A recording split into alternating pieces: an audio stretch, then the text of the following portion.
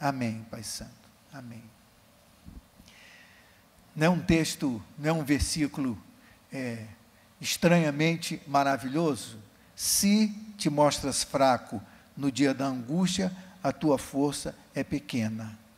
Então, é um toque de Deus para nós aprendermos um pouco sobre o uso ou a verificação da maneira como nós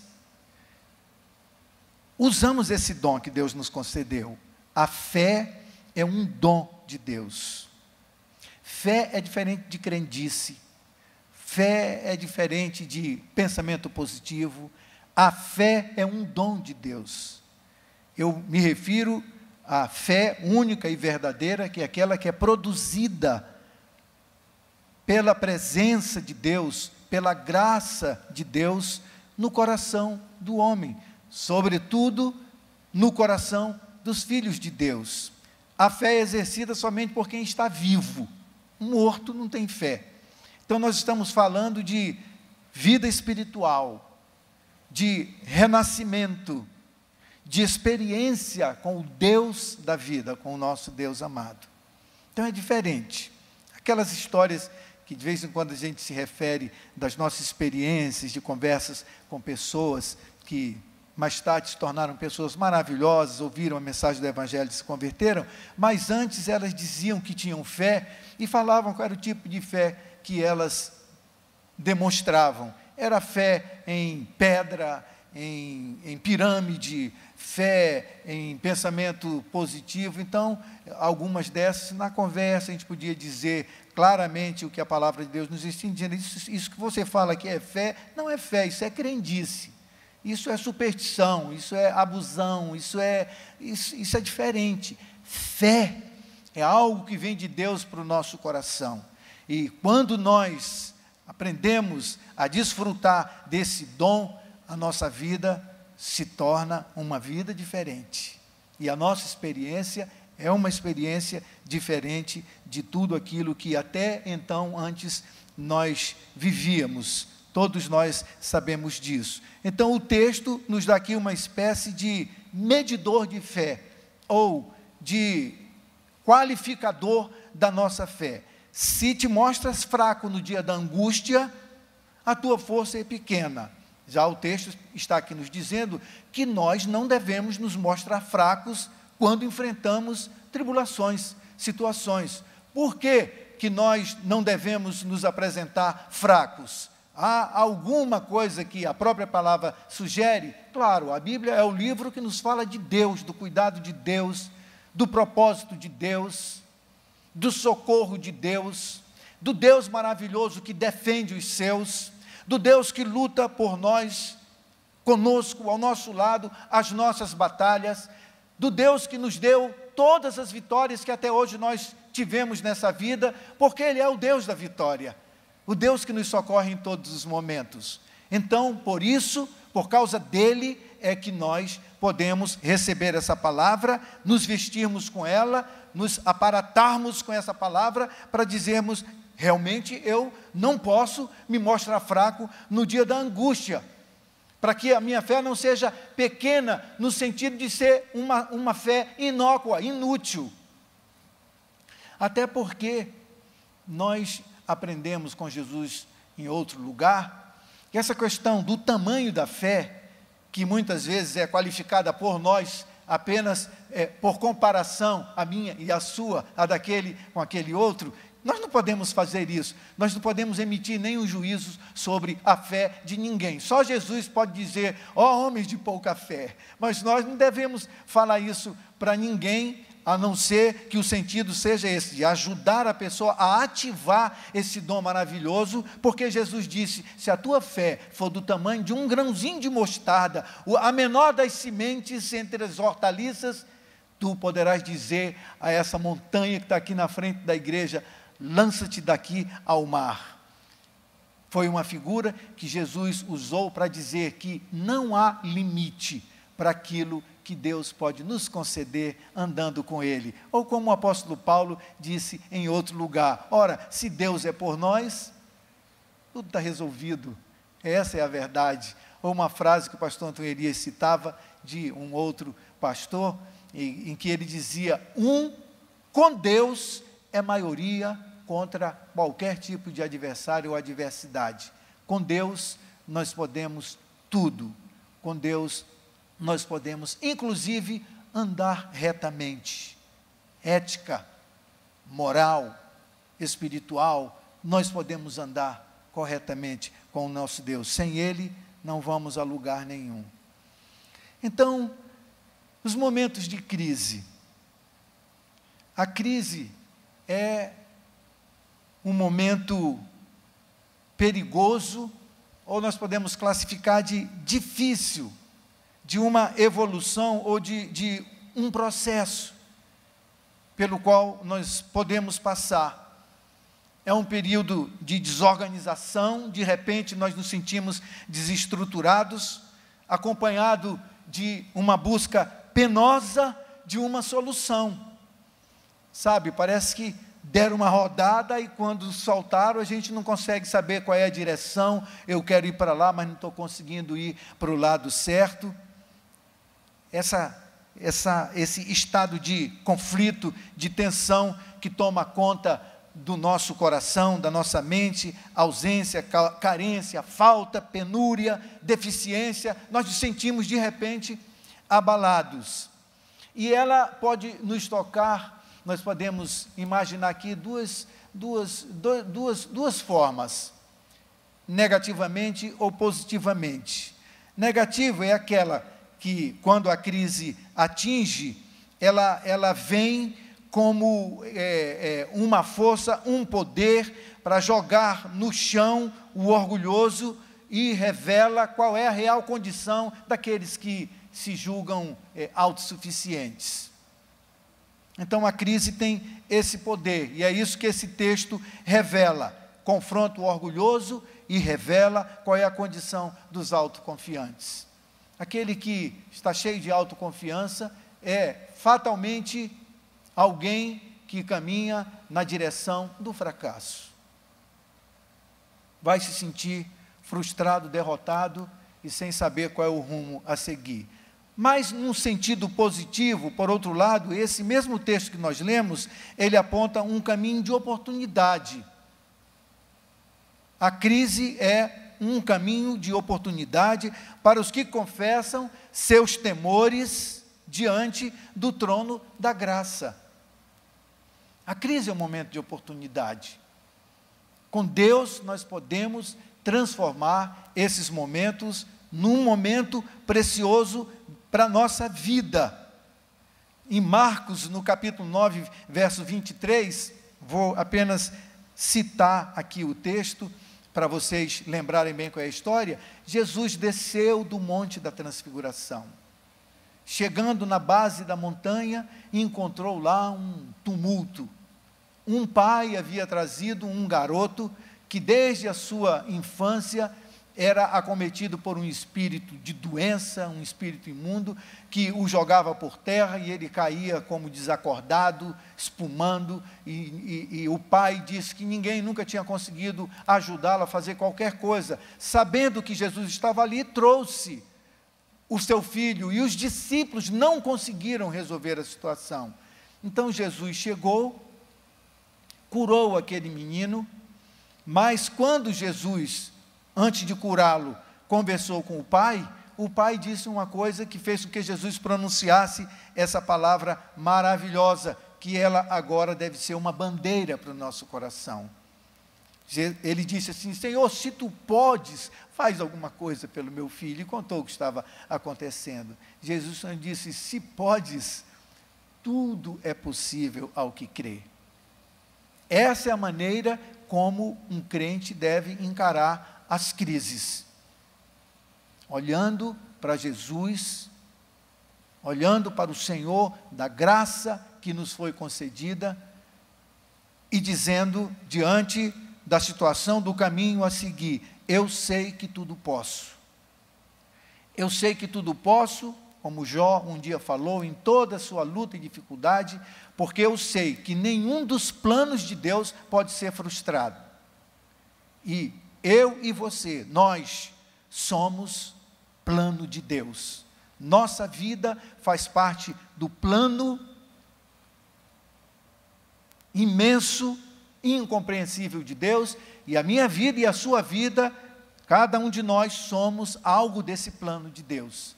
Nós temos uma função, nós temos um propósito. Deus nos quer, Deus nos tem.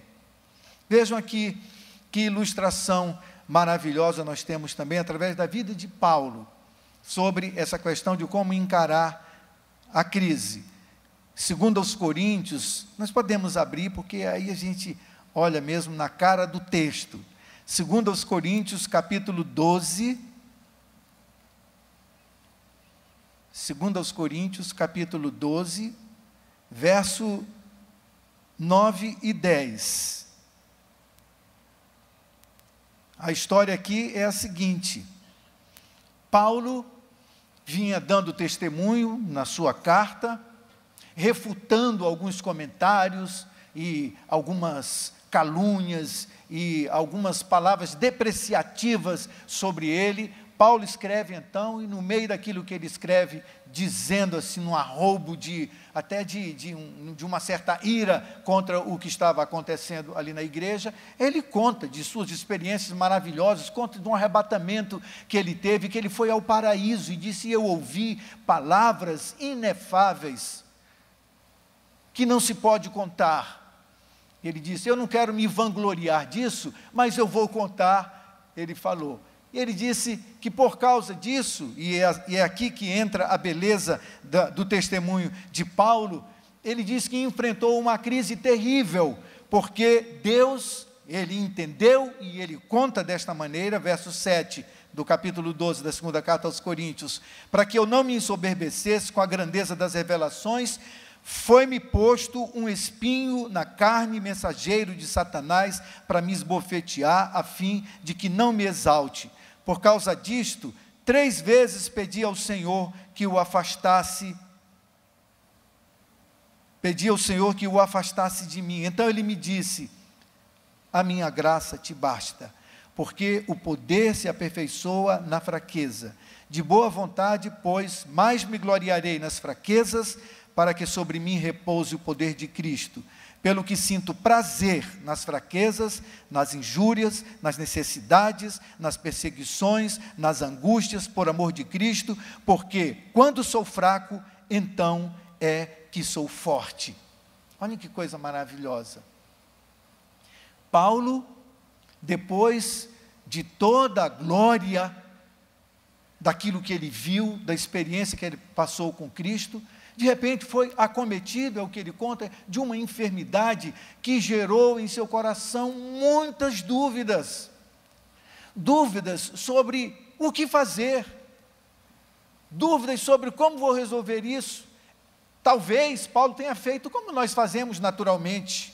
E Paulo era amicíssimo de Lucas, o médico que viajou com ele, o médico que escreveu tantas coisas maravilhosas a respeito das viagens que eles seguiram juntos, o médico que estava com ele quando ele foi picado de cobra de uma serpente na ilha de Malta, que estava com ele no naufrágio, e que chegaram naquela ilha. Talvez Paulo procurou Lucas: eu estou com um problema aqui, a Bíblia não diz qual era o problema de saúde que ele tinha, que esse negócio não sai, não se resolve, ele disse: e orei 3 vezes ao Senhor. Buscou o Senhor e ouviu do Senhor uma direção. Ele entendeu que Deus estava quebrantando o seu coração. Deus conhecia a sua inclinação para ser um pouquinho vigoroso na sua maneira de dizer às pessoas aquilo que ele achava.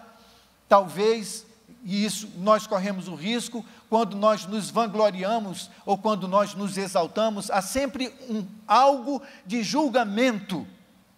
Vocês já viram essas pessoas, irmãos que às vezes vão orar com alguém e no fim de algum tempo, quando eles verificam que não houve resposta para a oração, eles então apontam o dedo e dizem: irmão, isso acontece porque, aí dão uma razão para que a pessoa não tenha sido curada, ou porque não tenha obtido a resposta de Deus.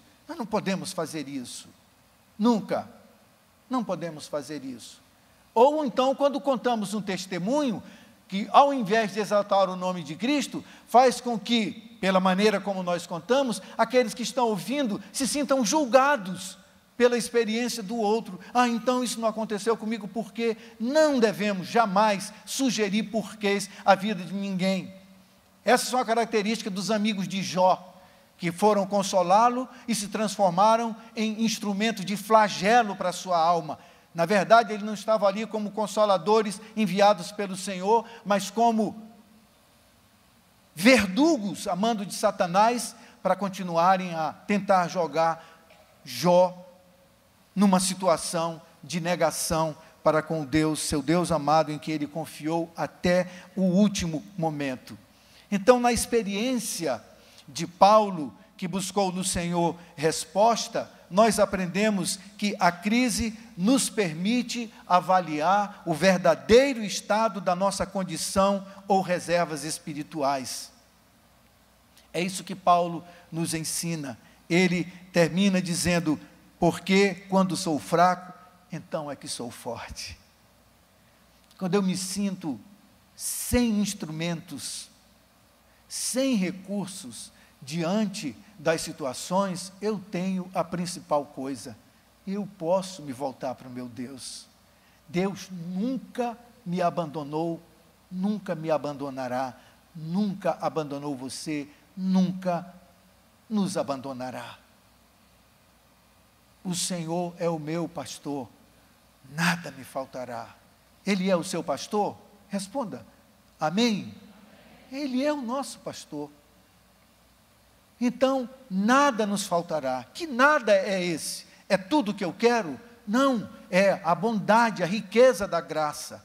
Você já fez conta hoje da renovação, da riqueza, das misericórdias que foram despejadas sobre a sua vida hoje pela manhã? Você, já fizemos essas contas? Não fizemos, mas nós sabemos alguma coisa. Sabemos que tudo o que Deus pensou veio para nós, veio em nosso favor.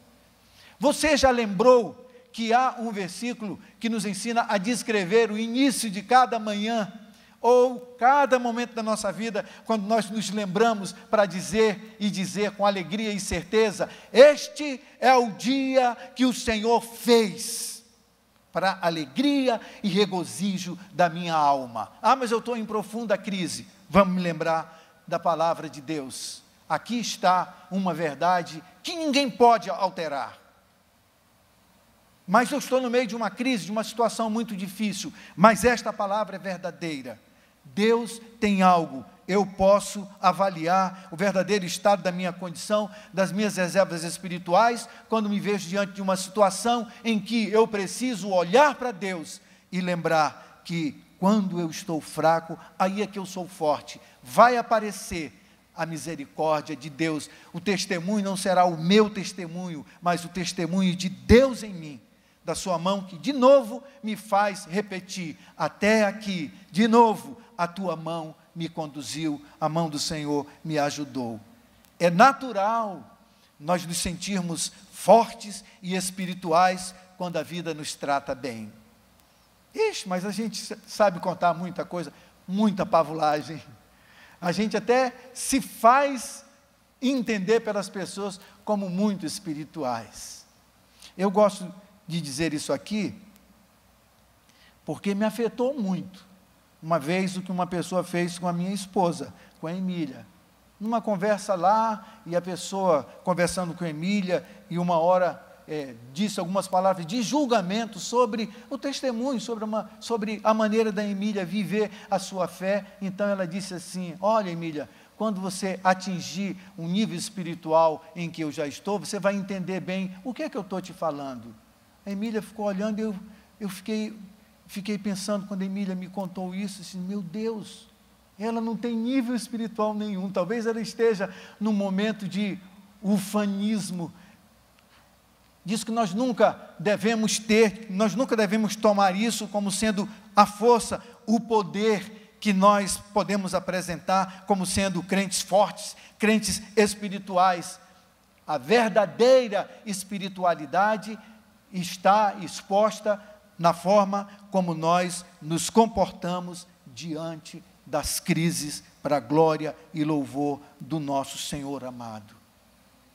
Normalmente, pessoas assim, quando a tormenta açoita, não é incomum vermos ou ouvirmos que a devoção e o fervor dessas pessoas se apagaram, e em lugar de toda essa maneira de se manifestar, fica aquela pergunta constante e dolorosa saindo dos seus lábios: por que comigo? Por que logo comigo? Por que as coisas aconteceram assim?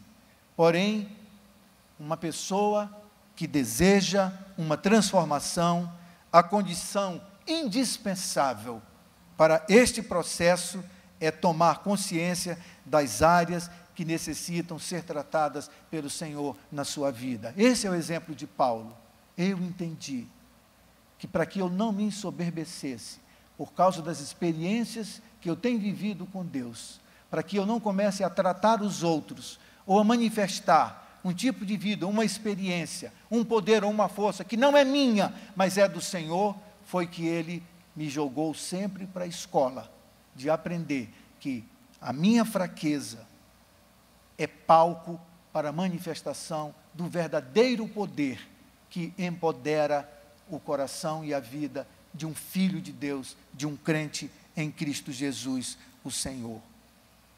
Todos os dias, não importa qual é a situação, esse é o nosso refrão, este é o dia que o Senhor fez, alegremo-nos e regozijemo-nos nele.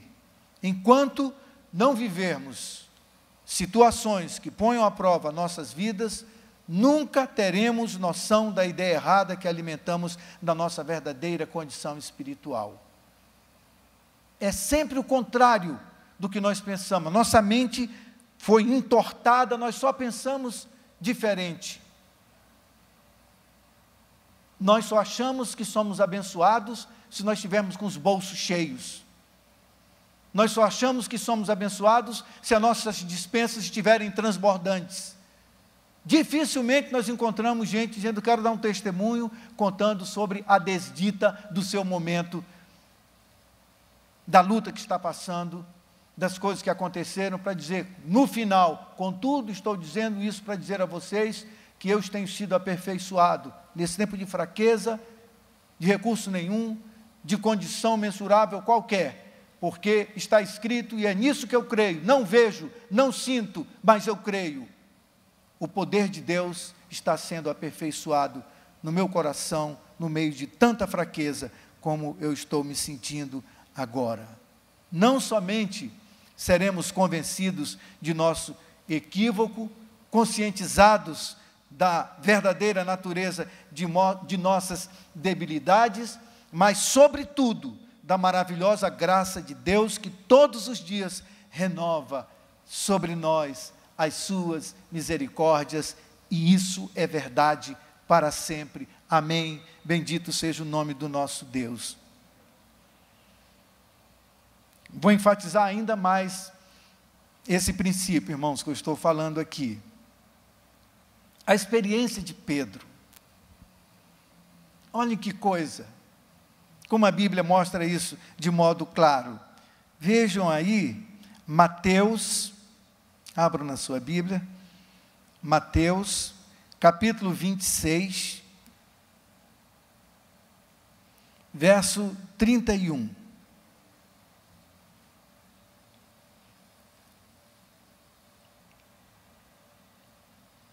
Para a gente se situar aqui, qual era o contexto. Jesus estava com eles no cenáculo, um momento delicioso. Eles não tinham a menor noção do que estava para acontecer. Jesus vinha dizendo, mas eles não enxergavam. É igualzinho a gente também. Então, estava ali no cenáculo, esta era a cena. Jesus tomou o pão, partiu o vinho, estabeleceu com eles o sinal da nova aliança, que já ia ser concretizada na morte do Cordeiro Santo, Jesus. Então Jesus disse a eles, e eles cheios do carinho, do amor daquele momento, Jesus disse: digo-vos que desta hora em diante não beberei deste fruto da videira, até aquele dia em que hei de beber novo convosco no reino de meu Pai. E tendo cantado um hino, cantaram um hino, eis-me aqui outra vez, cantaram um hino maravilhoso, e saindo para o Monte das Oliveiras, estavam ali, quando Jesus disse a Pedro, esta noite, disse a todos os seus discípulos, Pedro é que reagiu, todos vós vos escandalizareis comigo, vocês vão entrar numa crise terrível, porque está escrito, ferirei o pastor e as ovelhas do rebanho ficarão dispersas. E eles não estavam entendendo nada. Mas depois da minha ressurreição, irei diante de vós para a Galiléia. Eles não entenderam o que ia acontecer. Aí Pedro falou, que nem eu, que nem você. Pedro estava no auge, numa alegria, numa animação com Jesus. Jesus tinha dado testemunhos maravilhosos naquela última Páscoa, na manifestação de Cristo em Jerusalém. O que Jesus fez, Jesus foi aplaudido pelo povo, Jesus entrou glorioso. Então Pedro disse, ainda que venhas a ser um tropeço para todos, nunca o serás para mim. Imagina os olhos de Pedro dizendo aquilo, com aquela barba fechada, aquele homem vigoroso. E Jesus respondeu a ele, em verdade te digo, que nesta mesma noite, antes que o galo cante, tu me negarás 3 vezes, Pedro. Disse-lhe Pedro, ainda que me seja necessário morrer contigo, de modo nenhum te negarei. E todos os discípulos disseram, é isso mesmo, nenhum de nós jamais quer isso, nunca te negaremos. É assim que a gente diz, quando vê algumas pessoas passando por dificuldades, nós estamos muito bem, e a pessoa às vezes até dá um sinal de enfraquecimento, falha na sua fé, dizendo, não pode ser assim, temos que ser vigorosos e fortes, está tudo bem conosco.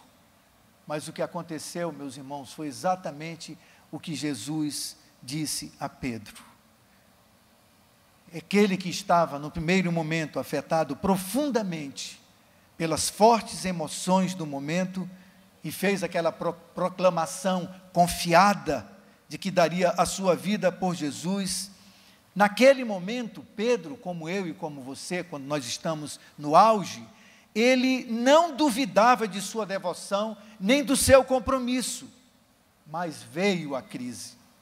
Aconteceu o inimaginável, o doce Messias, o Senhor glorioso, o Mestre amado, foi preso como se fosse um bandido, tratado como se fosse um mentiroso, um blasfemo, foi morto, foi surrado, foi trucidado, humilhado, rejeitado por toda a multidão, todos aqueles a quem ele havia feito bem, aqueles que comeram o pão e os peixes, aqueles que viram o Senhor fazer tantas coisas maravilhosas, eles viram acontecer assim com o Senhor. Quando a prova chegou, aconteceu.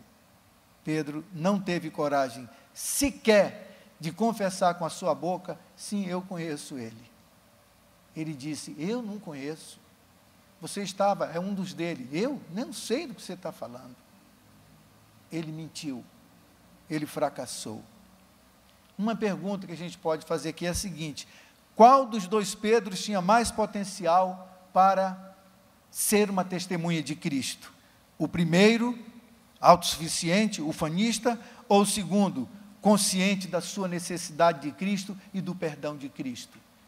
Aquele Pedro quebrado, aquele Pedro humilhado, aquele Pedro que sabia que não podia coisa nenhuma mais, aquele Pedro que sabia que não sabia, aquele sim, o Pedro derrotado, havia aprendido uma valiosíssima lição. Crise, meus irmãos. Sem crise, ele jamais poderia ter compreendido o que se passou em seu coração.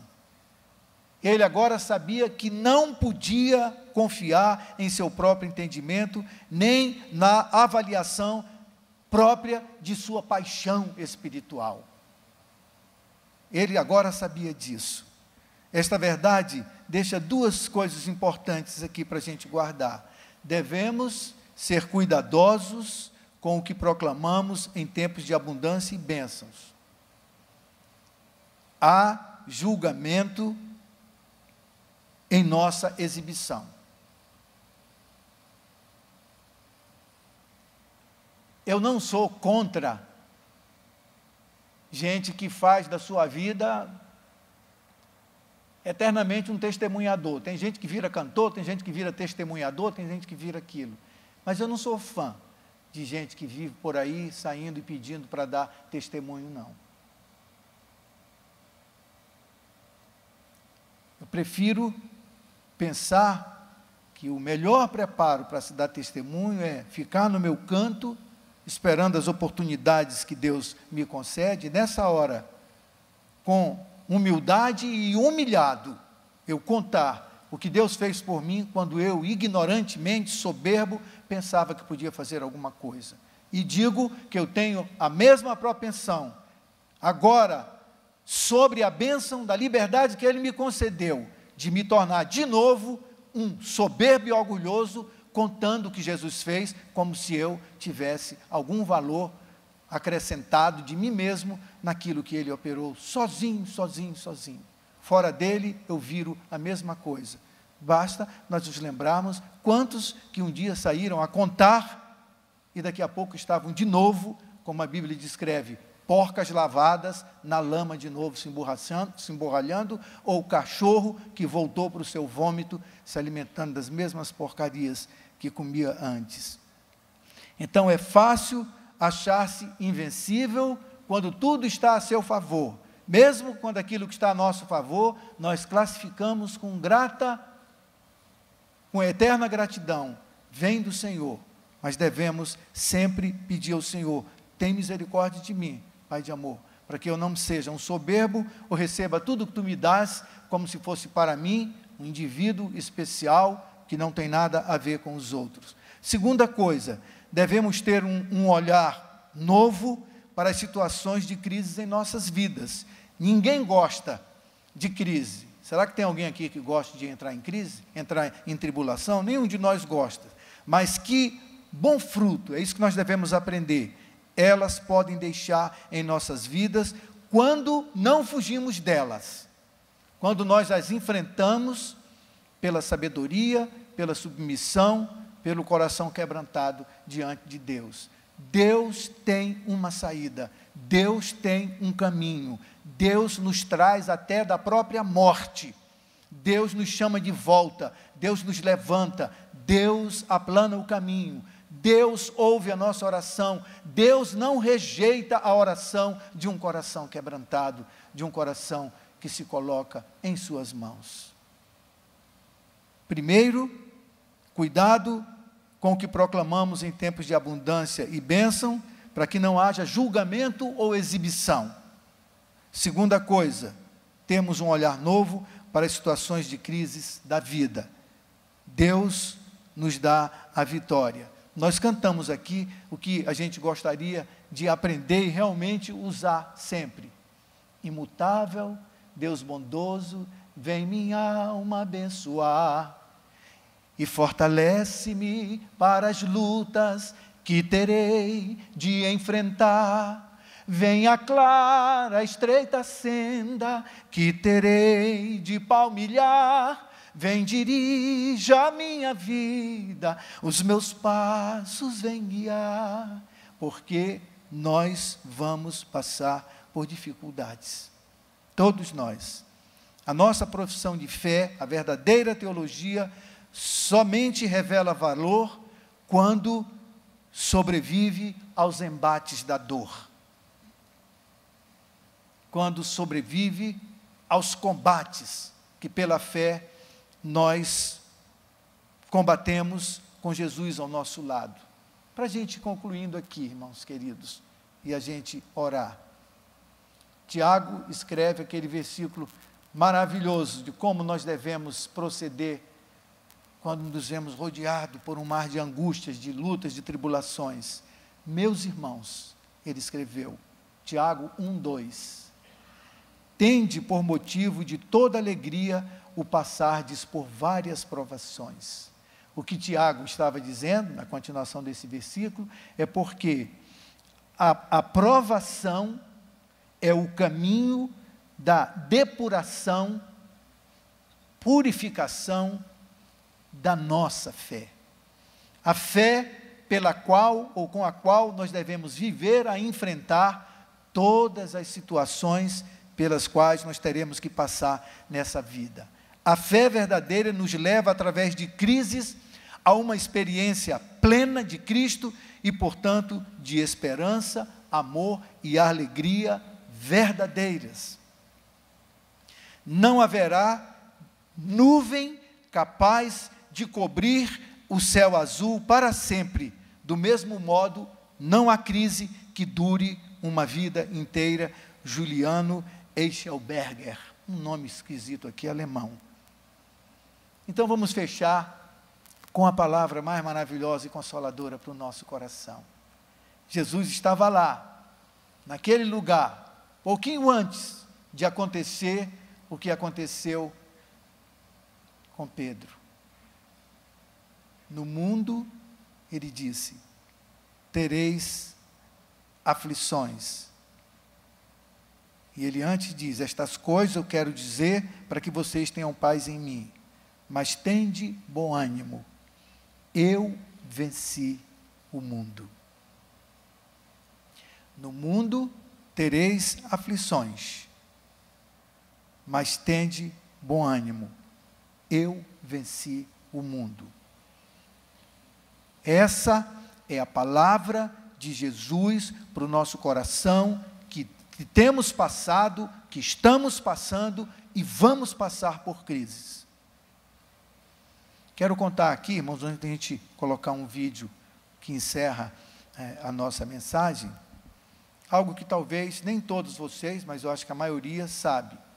Segunda-feira, 10 horas da manhã, por volta de 10 horas da manhã, entrou aqui um cidadão de carro, fez a volta aqui, parou em frente a essa porta, entrou por essa porta, subiu por essa escada, entrou no corredor de cima, onde está a nossa secretaria improvisada, que vocês nem sabem, a maioria não sabe o que tem aqui atrás, e ele sabia, informado de alguma maneira, ele sabia, entrou, puxou um revólver, botou na cara da secretária, jogou uma pasta em cima da mesa e disse, põe tudo aí dentro. Ela disse, como assim, tudo o quê? Dinheiro. E ela disse, eu não tenho dinheiro aqui. E o Túlio estava do lado de dentro, conferindo o dinheiro das nossas ofertas e dízimos de domingo. E ele entrou lá, com a Silvia, com a arma, e o Túlio, então, serenamente, sem perderem o equilíbrio, colocaram ali dentro e disse, olha bem para a minha cara, porque se fizer qualquer coisa eu venho aqui matar todo mundo. Vou olhar para a sua cara, não estou interessado em nada, pode seguir a sua vida. Foi embora. Depois eu fiquei vendo as reações pelas redes sociais, aqui dos nossos grupos da igreja, e as reações mais variadas. Mas uma coisa me chamou a atenção. E depois escrevi lá também uma frasezinha, numa das nossas redes, dizendo, calma, gente, Deus vai dar a direção e tudo aquilo que nós devemos fazer de uma maneira previdente e absolutamente confiante no Senhor. E dentro do meu coração eu pensava, nós não fomos roubados. Quem foi roubado foi o dinheiro de ajuda, o dinheiro da comunidade, aquilo que nós fazemos, o dinheiro abençoado, que para ele não será um dinheiro abençoado. Infelizmente, para aquele pobre homem, violento homem, dominado por esse pensamento terrível. Tudo está nas mãos do Senhor. Eu dormi mal, de segunda para terça, pensando no meu coração, eu acordava de vez em quando, e o que eu sentia assim, foi profanado esse lugar. Aqui nós entramos cheio de pecados, todos nós pecamos, mas essa é uma profanação violenta, subtrair aquilo que pertence a todos, o que é para os outros, de uma maneira tão equivocada. Ele não sabe ainda, mas nós sabemos como podemos agir numa hora como essa. Tudo está nas mãos do Senhor. Não ficamos um centavo mais pobres, nem tampouco pensamos que qualquer coisa devamos fazer para ficar mais ricos, senão pela ação de Deus no nosso coração, para nos defender, para nos fazer prosperar, para nos levar no dia que Ele quiser nos levar daqui, da maneira como o Senhor quiser. Tudo sob a sua providência, cuidado e misericórdia santa. Nós não passamos por lutas maiores do que ninguém, ou menores do que ninguém. Passamos as nossas lutas, as nossas crises, mas para nós há uma palavra de sabedoria. Eu venci o mundo, nós somos do Senhor, nós estamos nas mãos do Senhor. A nossa vitória é aquela que vem por Ele, por aquilo que Ele opera em nosso coração. E o nosso dever é sempre olharmos para Ele, nos submetermos a Ele. Ele nos deu um instrumento, Ele nos deu o dom da fé. Graças a Deus, porque nós podemos confiar no Senhor, porque temos um Deus tão maravilhoso, invisível, porém tão real, tão presente. Quero que vocês assistam agora o vídeo, pequenininho, talvez vocês já até tenham recebido nos seus celulares, de uma igreja no Egito, onde de vez em quando nós ouvimos falar que igrejas foram queimadas, crentes foram mortos, perseguidos, situação tão complicada. E nós pensamos, será que tem crente lá? Será que é como aqui? Então vamos ver uma igreja adorando a Deus e manifestando a sua esperança. Está escrito em espanhol, a letra, mas dá para a gente entender perfeitamente o que eles estão cantando.